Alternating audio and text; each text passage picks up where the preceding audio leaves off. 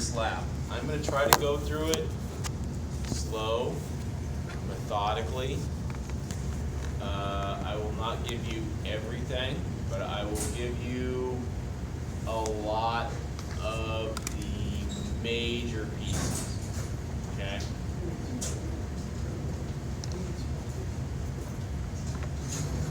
So, that said, lab 2.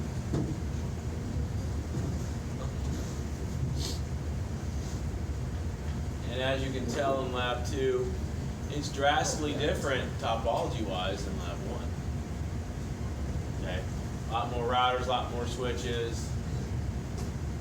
Alright. You're going to concentrate on the configuration of the 3 routers. And we'll do a little bit on the ISP router, but I grade based on router 1, router 2, and router 3. Okay? But for you to fully test everything and functional, get everything functional, you need to work on all of them. Alright, so that said, for those of you who had me in 307, we went through and we talked about single area OSPF. Well, we're going to take that a step further. As you can see, we have 2 areas in OSPF in this topology. Same autonomous system number, or process ID, OSPF process ID, which is 100. We also have GRP over here with an autonomous system number 25. We're going to make both of those talk to one another with what is known as route redistribution. Okay, so the hard part is just getting this set up to where you can do the security in the environment. Okay, some of the best security out there is when it's broken, and if you can't get to it, guess what? Nobody else can get to it either. So that's pretty secure, right? But not very functional. All right. There's a little bit of reading, component-wise, you have to do. Okay, and research.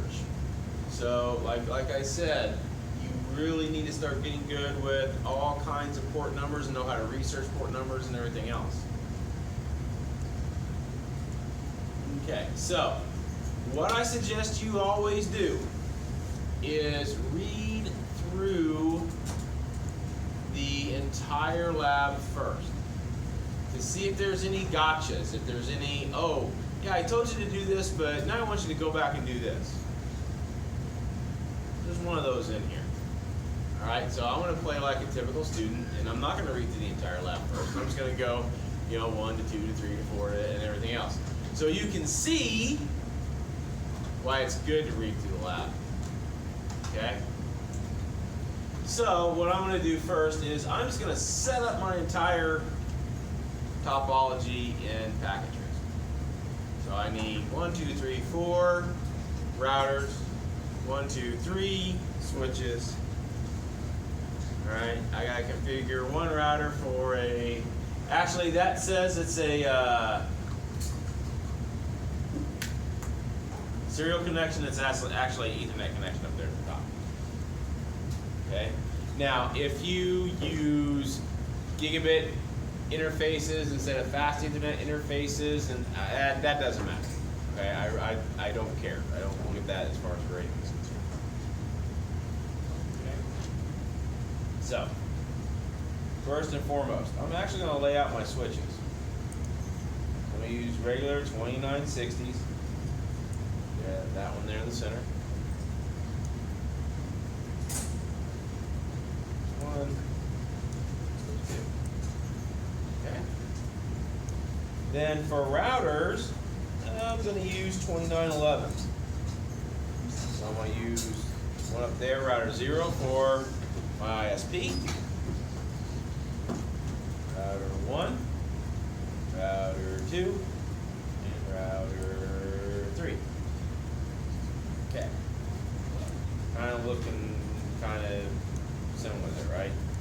2, 3 switches, 1, 2, 3, 4 router. Okay. So, it tells you, you got to kind of zoom in here a little bit. Let me zoom in here a little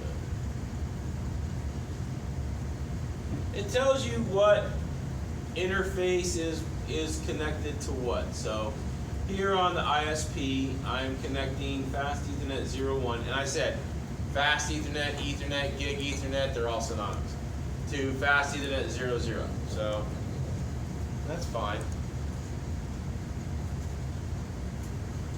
Let me first off change this guy's display name to ISP.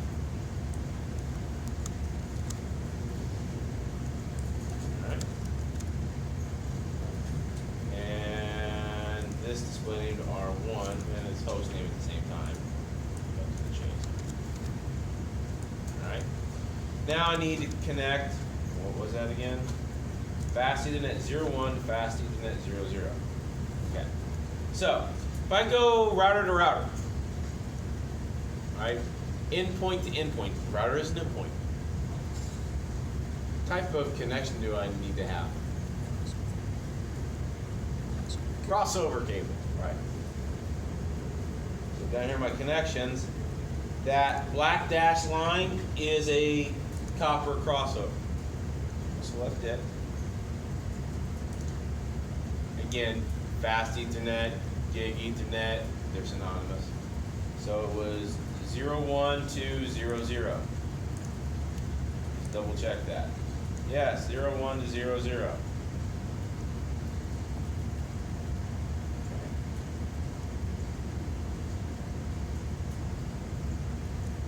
Let's move down here a little bit. So I have R1, R2, R3, and switch 1. Okay. So I already did R1 there. R2.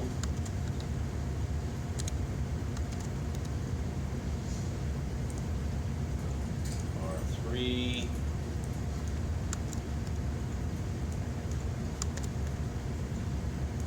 This is SW1. Okay? And I believe, if memory serves me correct, but I'm not going to trust my memory because I think this is switch 2 and switch 3. So I'm just going to the config tab on all these devices, changing their display name and their host name. Stuff to do.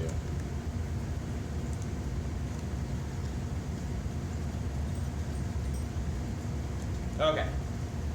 That looks pretty good. I think my switches over here so they're kind of sort of looking the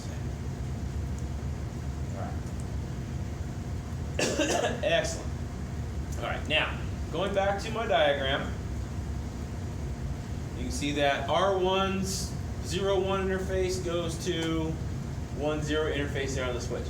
Now this switch is flat. All the switches are flat. You don't need to do any configuration on the switches at all. Okay, just so we're straight. I don't grade the switches. I don't look for security, implementation. Don't worry about it. Okay? Now, if you want to do that, great. But I'm not going to grade it, so you're not going to get extra points. So, but let's see here. Go back to the diagram. I'm going to do a straight through copper cable. You go from 01 to 01, 00 to 11.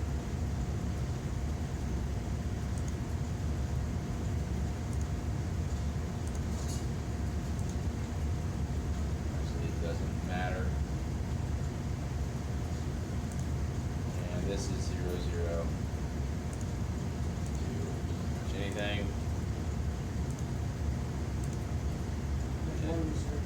Huh? Whoops, thank you. Okay, so I goofed, right? I need to delete it.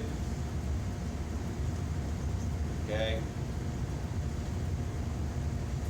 Over here, click on delete.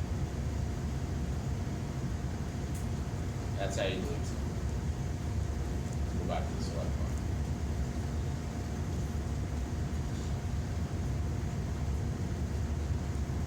Alright, and there's 0, 1 interfaces. Go to pretty much any interface on that switch.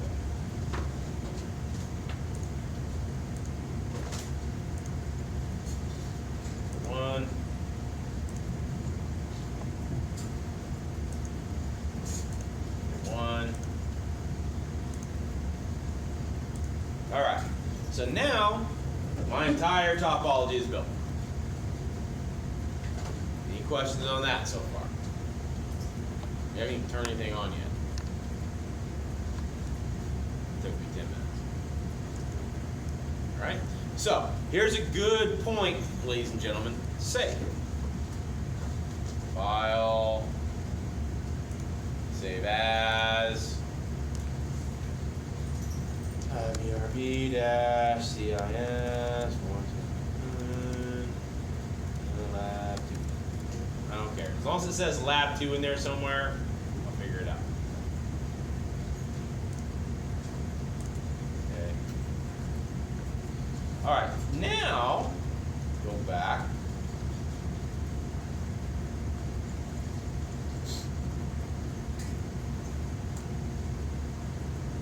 All right, configure all routers and switches with the host names depicted in the diagram. Well, we did that when I went through all the config tabs.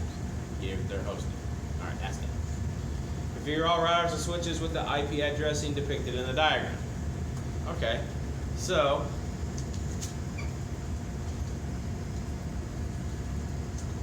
the switches don't have IP addresses. Okay, well, excuse me. The main switch doesn't. These two switches do. They have a .2 and a .2 on their respective network. So I guess there's a little bit of configuration you gotta do. Ooh, wait. Hold that thought. I might be working off my latest and greatest version. Would be a good thing. Okay, so let's go on to the ISP router.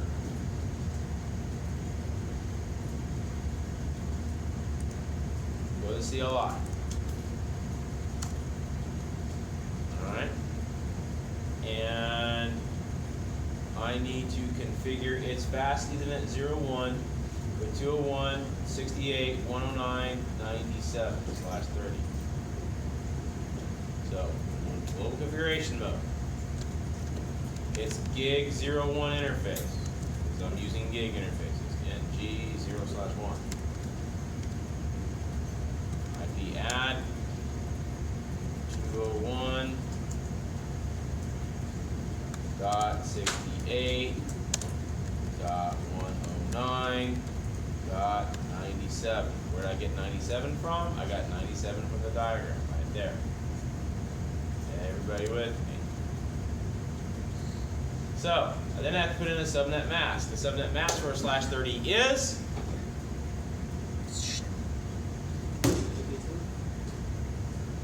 I'll give you a hint. I'll give you the first 3 octets. 255.255.255.252. Yeah.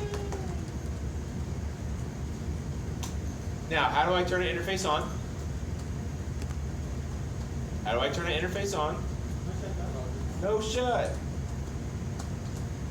All right. Okay.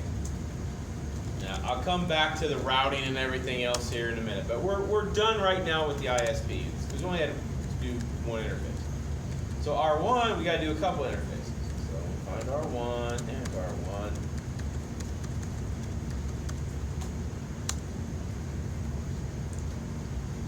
All right. So it's gig 00, which faces the ISP, is going to be 201.68.109.98. So int g 0/0. We add 201.68.109.98. Same subnet mask. Okay. And turn it on the same way. No shut. Okay. If you want to do a check right here, you can ping the ISP router.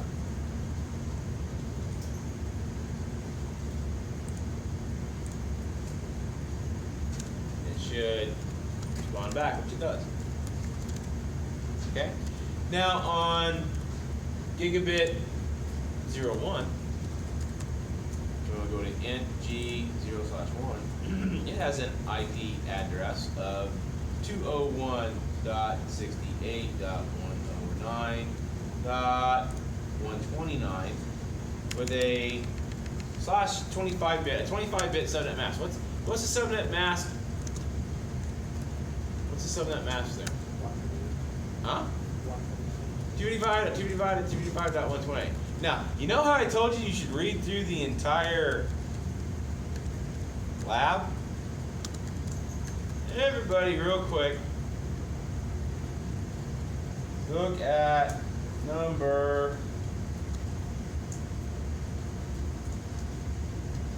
6. This is where I throw you a curveball at you. Re-IP the core transport network from 201.68.109.128/35 to 201.68.109.128/29. Your IP doesn't change, your subnet mask changes. So, very good, don't answer.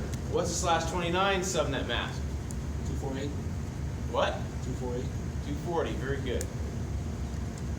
So, I'm sorry guys, I just can't do it to you. I can't do it to myself. Who am I lying?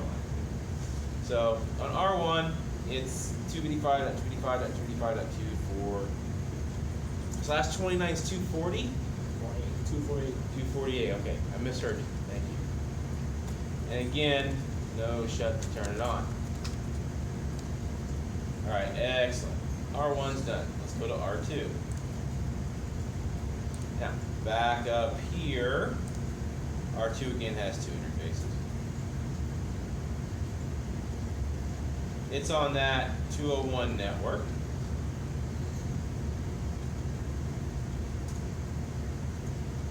And it's gigabit 00. Has an has an IP address of 201.68.109.130 with that /29 subnet mask. Again, turn it on. It also has on its gig 01 interface an IP address of 192.168.50.1. The class C subnet mask. /24. Again, turn it on. No shut. Okay? We'll come back to switch 2 in a second. On R3,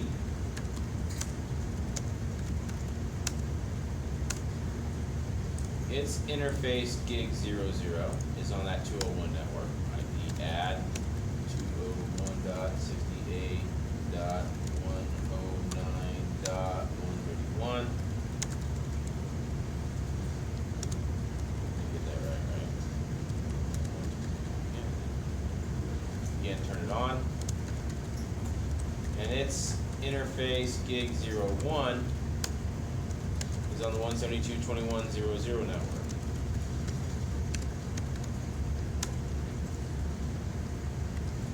.1 is its IP address, class C. Okay. Now, all of your routers should be addressed. Okay. Should be addressed. Now, not worrying about VLANs. Care about VLANs? I just need to go on to switch 2 and switch 3 and give them an IP address per the diagram. So if I go on into the switches and go into interface VLAN 1, which should already be there, should already have a connection to it because we connected up the routers. I just give it its corresponding IP address. So I'm going to do that on switch number 2. Switch 1 I don't worry about. I don't have anything for switch 1. Alright. But if I do a show run here real quick, okay, all my interfaces are on VLAN 1 because we don't have anything there, they're on VLAN 1. You see that I have a VLAN 1 interface with no IP address. So I'm working on this switch right here, 192.168.50.2 on it. So int VLAN 1, IP add 192.168.50.2. Again, /24. And it is shut down, so I have to do no shut.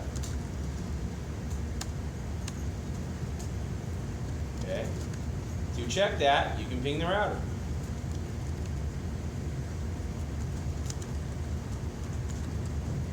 There you go. It works. Do the same thing, same concept on switch 3 for its network.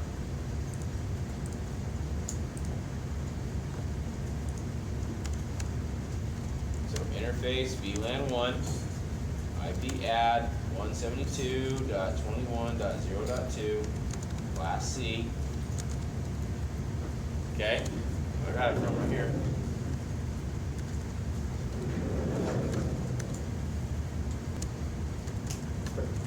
And turn it on. Alright, and to check that, all you have to do is bring the router.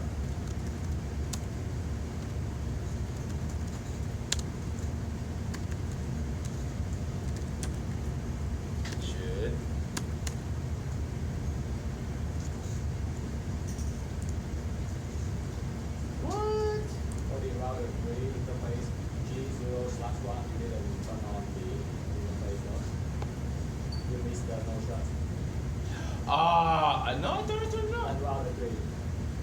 On the router on R3? Oh, I did, huh? Okay, I'll play. I sure did. Ah, good job. Very good. No shut. And you can always check it from the router side too. Ping 172.21.0.2 after your interface comes up.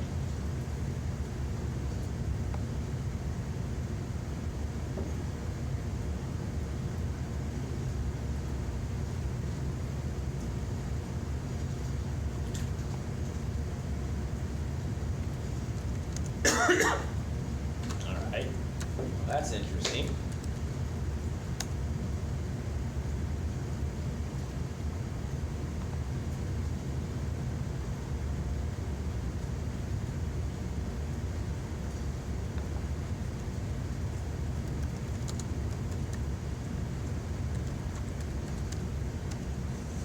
All right, finally, we decided to cooperate. All right, good.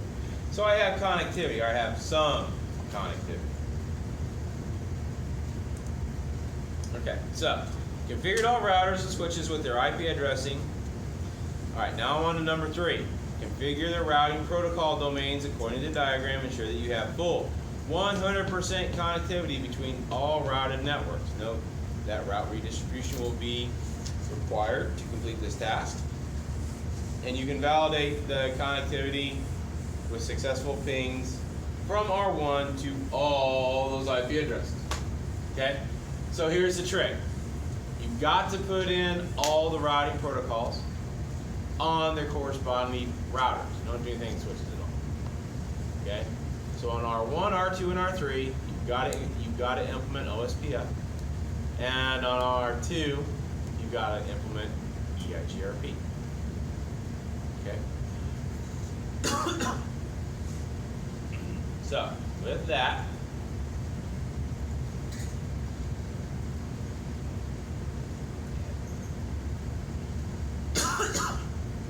I always go back to the diagram.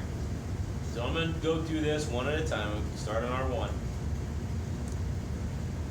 All right, who remembers this?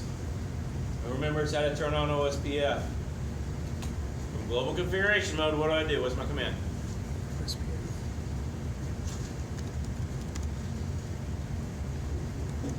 Router. And then the routing protocol I'm working with, which is OSPF. And then the process ID, which I tell you the process ID is 100. Okay? Hit enter. Router, OSPF 100. Okay. Then you tell it the network that is participating. So for R1, we only worry about one network. Only one network is in OSPF, and that's the 201.68.109.128 network. So we use the network 201.68.109.128. And then the wildcard mask, the inverted subnet mask. So, what is 256 minus 240, I'm sorry, 255 minus 248? 7, right? So your inverted mask is going to be 0.0.0.7. And then at the very end, you tell it what area it's participating in. Area, what's the area? I tell you, 0. Okay? Now, you'll repeat that same command on R2 and R3. You'll do an additional command under OSPF on R3 because it has an extra area and has area 1. All right, everybody with me so far? All right.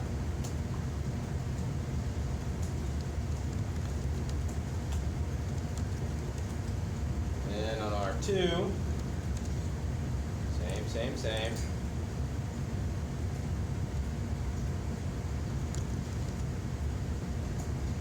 Router OSPF 100, network or net for short, 201.68.109.128, 0.0.0.7, area 0.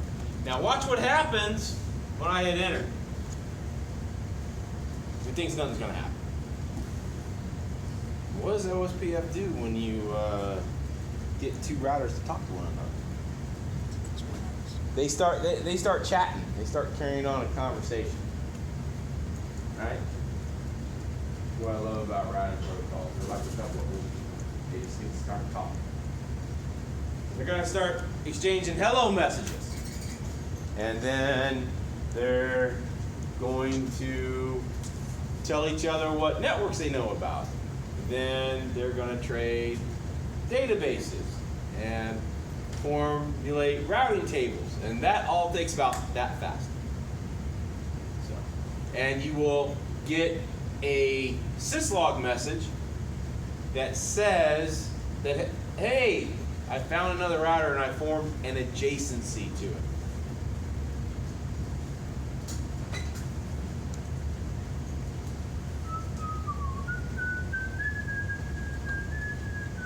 There it goes. Okay.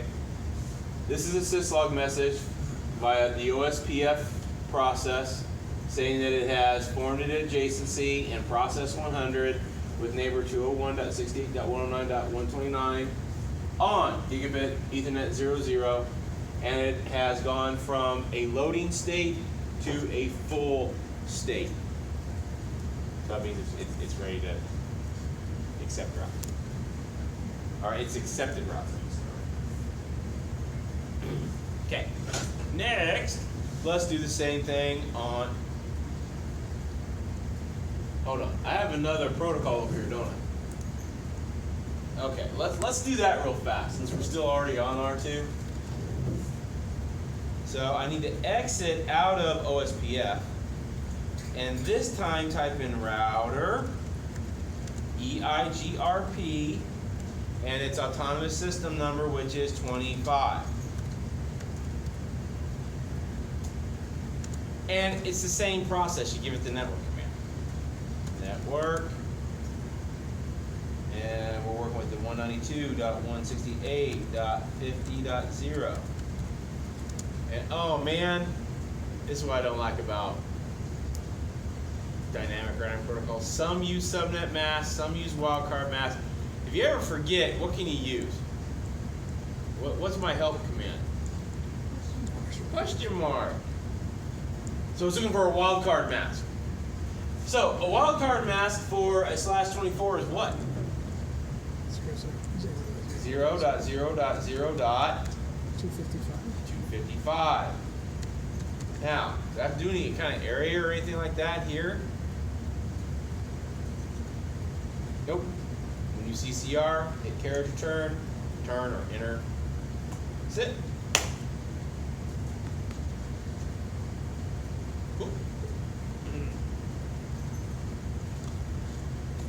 Let's move on to R3.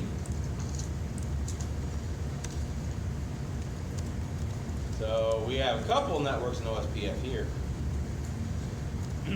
So router, OSPF 100, network 201.68.109.128, 0.0.0.7, area 0. Same command that we used on R1 and R2. Everybody remember that? Okay. We hit enter. Wait a second or so. We should see 2 adjacent C. I hope. I think I put that in there, right? Come on. There we go. We get 2 adjacent C syslog messages. Why? Because there's 2 routers that are participating in OSPF at this point in time, other than R3. Okay. And if you go back on R1, let's go back to R1. Hey, looky there, we got the same message on R1. Okay, that's a good thing. Now, on R3, we need one more thing. We're still in OSPF, we're still in process 100. We need to add this network, but instead of area 0, it's in area 1. Okay? So, network, or net, 172.21.0.0.0.0.255, area 1. Everybody with me? Now, we'll not get an adjacency message here, because adjacency's already been created. But before I hit enter, let's just real quick go to R1. Who remembers how I look at my routing table? What's the show command? How do I look at my routing table? Show space IP space route, or SH IP route. All right. And right now, I don't have a whole lot there. Tell me I know about the 201.68.109 network. I'm connected to 96. Alright. And it sees the /29 network. Alright. And it knows itself. That's about it. Why is that? Why doesn't it see anything in OSPF? Who remembers this? Why doesn't know? Why doesn't it know, or I should say more directly, why doesn't it care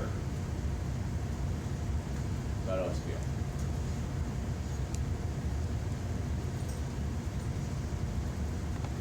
It's a directly connected network. It doesn't need routing protocol. Everything's connected already. Right? Now you're asking yourself, well, what about that EIGRP thing you did on R2? I'll get back to that in a second. I haven't hit enter yet on R3 to tell the network about area 1. Watch what happens when I do.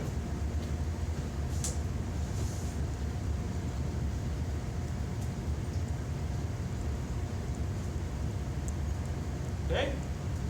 So now we come back to R1. Takes a second. There. Got a different route now. OSPF IA for inner area. And it now sees that 172 network. Because R3 told it about it. R3 told it about it. Now, still have the problem that we don't see the 192.168.50 network from R2. So, we've got to tell all the routers about that network. There's an easy way to do that. We go into R2 and we tell it to advertise or redistribute EIGRP into OSPF. Okay? Now this is important because if you ever work in an organization that does mergers and acquisitions, banks do it all the time. Okay? A lot of other organizations swallow up small organizations. You hear it about it. You know, Amazon does it all the time. Amazon is like that big spot with foods, right? So when another company buys a company, they have to kind of bring all their technology together. This is one way and they can do it.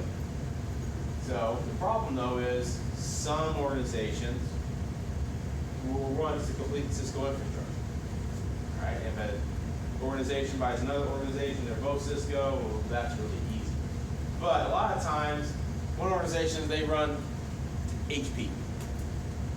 HP doesn't run EIGRP. That's proprietary, so they run it. Yeah. So you got to tell these devices how to talk to one another. That's done through route redistribution.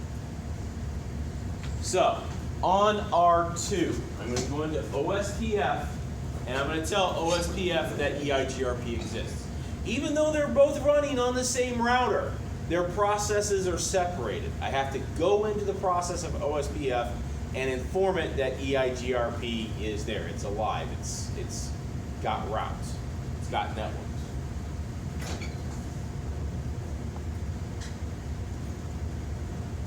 So on R2,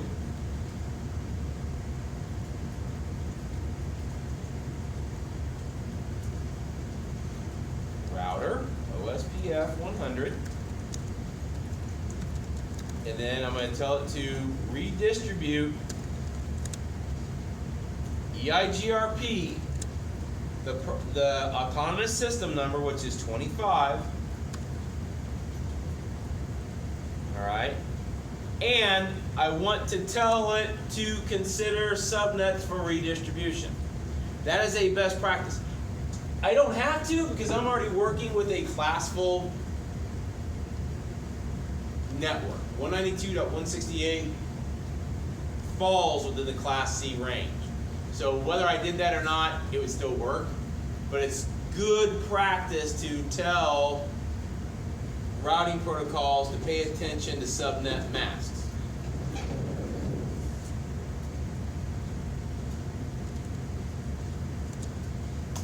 All right, when I do that, now if I go back to R1 and I do my show IP route command again, ooh, looky there, got another route. Now R1 sees via OSPF as an E2 or external type 2 route, the 192.168.50.0 via its neighbor .130. Doesn't say anything about EIGRP. It just says, oh hey, I learned this route through OSPF because I told the other router to pay attention to it. Okay. So all that was just number 3. Okay.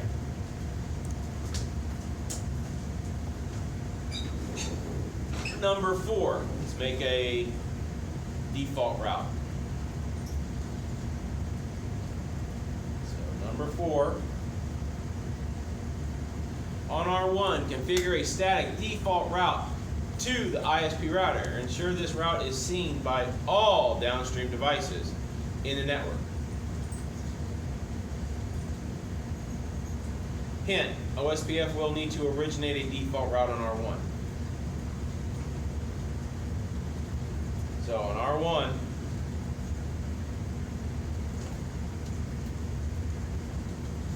okay,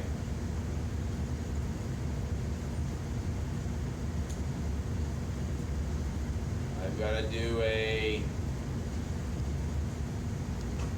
static route or static default route, IP route, all zeros, point it to the ISP, which is at 201.68.109.97. Okay. Match any IP, any subnet, throw it there. Okay, that you don't already know about. Right? Then I've got to tell R1 to take that static route and put it into OSPF. Now, if it was a normal static route, like route to 10.10.10.0/24, I could do, like I just did in R2, redistribute static. And it would pick up the static routes and it'll populate them in the routing table. But since this is a default static route, an all zeros route, I gotta do a special command in OSPF. I have to do the default information dash originate command. That's a mouthful. Okay. In order for it to look for default routes or all zero routes and then push those into OSPF. I think it's either default dash origination or default space. It's default something. Oh, I have to go into OSPF. Router, OSPF 100. Default dash information. Default dash information. Space originate. So, again, you've got to go into OSPF. Once in there, default dash of information originate.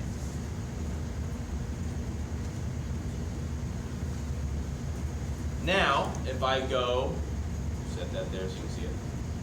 Now, if I go to R3, I'll do a show IP route from there.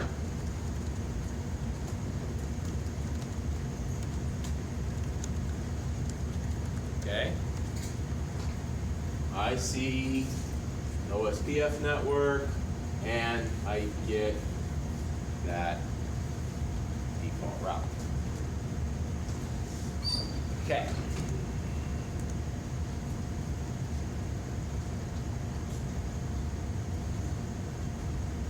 This is a good place to save your progress.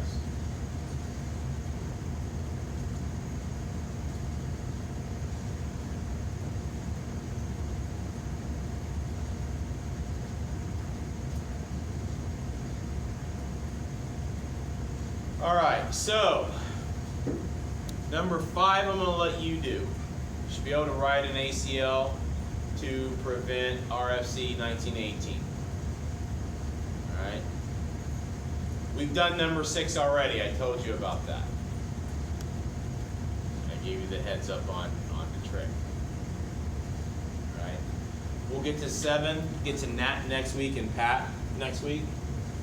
So right now, I want you to work on this if you want to. All right, work on your homework if you want to. We'll convene next Monday. Start talking about chapter 5. And when's the test? Next Wednesday? I'm sorry? Not Monday, next Monday. The following, okay, good. You said Monday, I scared the whole Jesus out of me. I was like, what? No! Next class is